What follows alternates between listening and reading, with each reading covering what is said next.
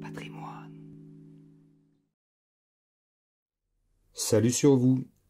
En quête de patrimoine, découvrons notre histoire. La vie des saints. 14 août, nous fêtons Sainte Philomène. Le 25 mai 1802, en faisant des fouilles dans les catacombes de Sainte Priscille, on découvrit les restes mortels d'une sainte martyre.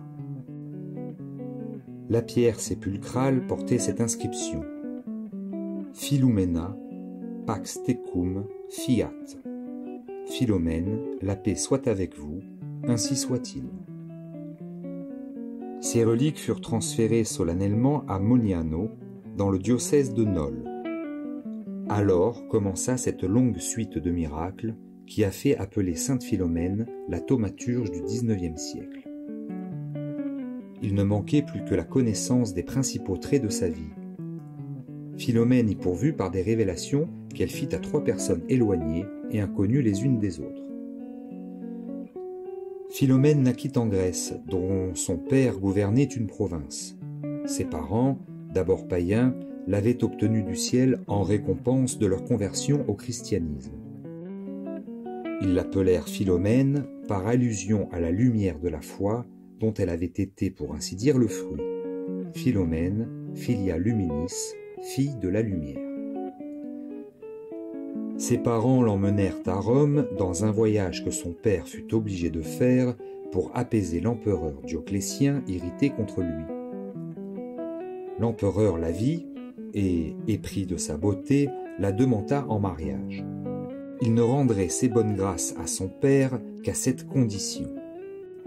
Philomène, qui s'était vouée à Dieu, refusa d'épouser le persécuteur des chrétiens. Son père et sa mère firent d'inutiles efforts pour la fléchir.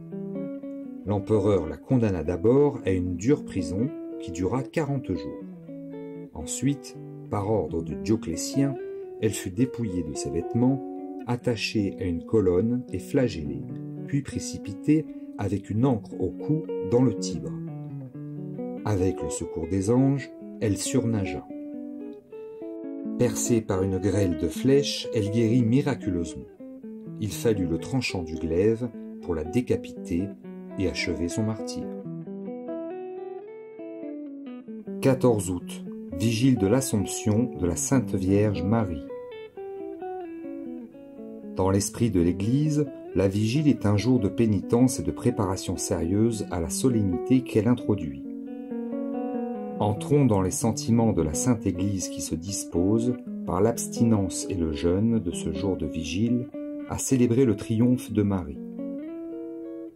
L'homme ne peut trouver quelque assurance à s'unir ici-bas aux joies de la patrie, qu'en se rappelant d'abord qu'il est pécheur et débiteur de la justice de Dieu.